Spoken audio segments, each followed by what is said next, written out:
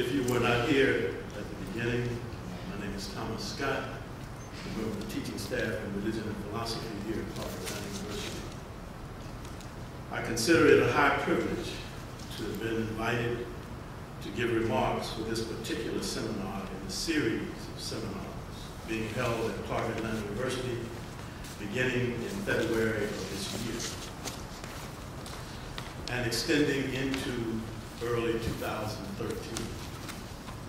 Du Bois's place in academia, worldwide, and in the human experience has long since been secured.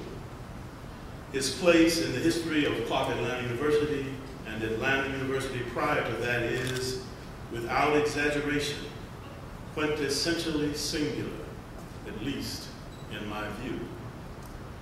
I would not attempt in my remarks this afternoon to frame the significance of Africa in Du Bois's mind in the past, nor the current significance of Africa in Du Boisian thought. I simply take it for granted that Africa, its people, its history, culture, and languages are central to Du Bois's contributions to the human experience. Ironically so, however, the word Africa, quote unquote, is not an African word. Zulu is an African word. Azania is an African word. Zaire is an African word. Uhuru is an African word. Kikuyu is an African word. Nomo is an African word. Yurugu is an African word. Ma'afa is an African word.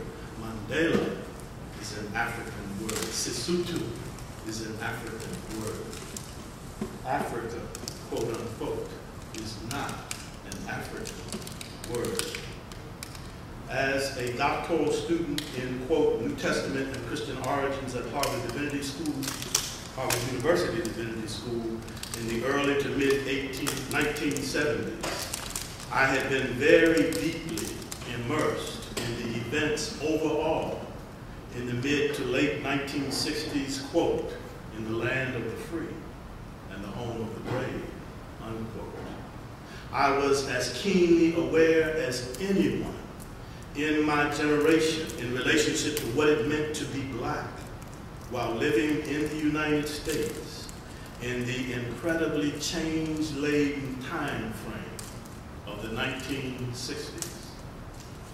No one, I suggest, was more exhilarated than I was the night in 1968 that Tommy Smith and John Carlos in Mexico City at the Summer Olympic Games shocked the entire world by a simple, glove-laden arms extended upward in a symbolic gesture that still scintillates in the corners of the minds of those around the world who, still in far too many instances, can't hear, and more importantly, can't feel freedom's ring in their ears, that is, hear in their ears and feel freedom in the very sinews of their physical bodies.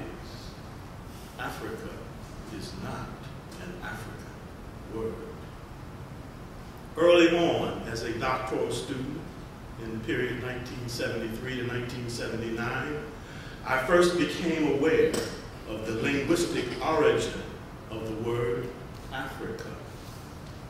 The name Publius Terentius Afer, the name Publius Terentius Afer, became known to me during the period of my doctoral studies in his time, that is, Publius Terentius Afer.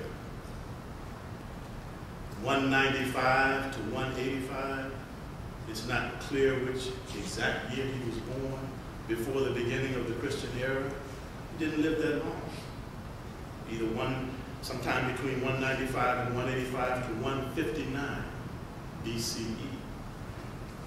And even now, Terentius Afer was known, is known in many quarters as ancient Rome's greatest comedic playwright, a writer of plays. The quote attributed to Terence, as he is known by many in the English-speaking world, is familiar to some of us. That is, I am a human being. I consider nothing that is human alien to me, if you will. Homo sum, in the original Latin, penned by Terence. Homo sum, I am a human being. Humani nihil a me, alienum puto. I am a human being. I consider nothing that is human alien to me, unquote. It is Terence's origins in North Africa that did something to me and for me internally as a person of African descent born in the United States that I still continue to revel in to this very day and hour even. This internal significance, this intangible affirmation belies so much of what the world has struggled with since with the last 500 years, since the geographical and the political expansion of Europe, referred to so much by my colleague earlier. Struggled with the notion, the world has, with the propagation of the idea that people of African descent anywhere in the world, in or out of Africa, have never contributed anything worthwhile to the human experience. Even so, Africa is not an African word. It is in becoming aware that Publius Terentius Afer is from Africa that I realized that the English word Africa, quote unquote, is derived from the ancient Latin word afer, capital A-F-E-R. Africa is not an African word. Is there an African, quote unquote, word for Africa? This is certainly for me, and for my remarks this afternoon, the order of the day, quote unquote, and the central purpose for the theme of my remarks. To wit, Africa is not an African word. Well, if Africa is not an African word, what is the African word for Africa? What is, thinkest thou, the African word for Africa? The early Roman use of the word afer certainly refers to that land mass that we know today as the continent of Africa. I suggest that the ancient Roman knowledge of the then known world was limited compared to what we know today about the world geographically. It would appear that the ancient Latin word afer refers to only a part of the continent that we today know in its entirety as Africa. Even so, Ibet Sut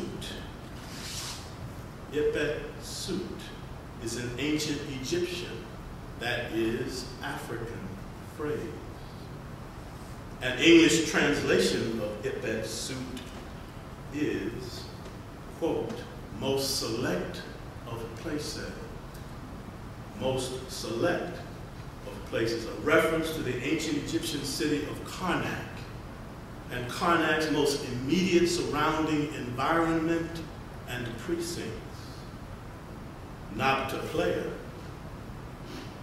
I dare suggest not a cousin of Nas, in southern Egypt, refers to an African location that has become very important recently, particularly in terms of the whole field of archaeoastronomy.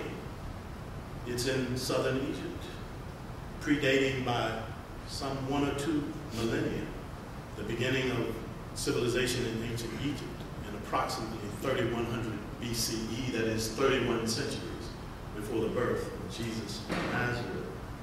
Waset, Hutkapata, Kemet, Meir, Wenden Nefer,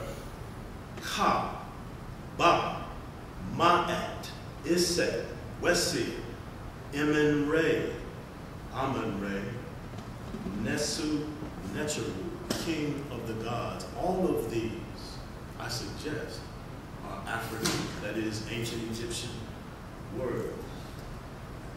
Finally, as to whether or not there is an African word for Africa, I suggest that the answer lies in that incredibly vast and ancient collectivity which Africa has gifted the world with. That is, the languages of Africa, of which there are hundreds, if not thousands, of African languages. In considering the reality of African languages, even though Africa, quote unquote, is not an African word, we are not even including the history, culture, and religion of the peoples of the, quote, African continent.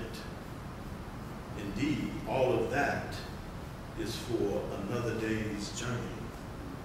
All of that is for some other day's journey.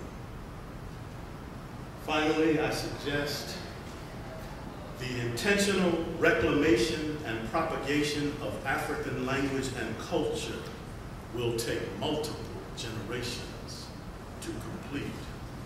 The intentional reclamation and propagation of African language and culture will take multiple generations to complete. Reconstructing memory is the only way to stop the violence. Reconstructing memory is the only way to stop the violence.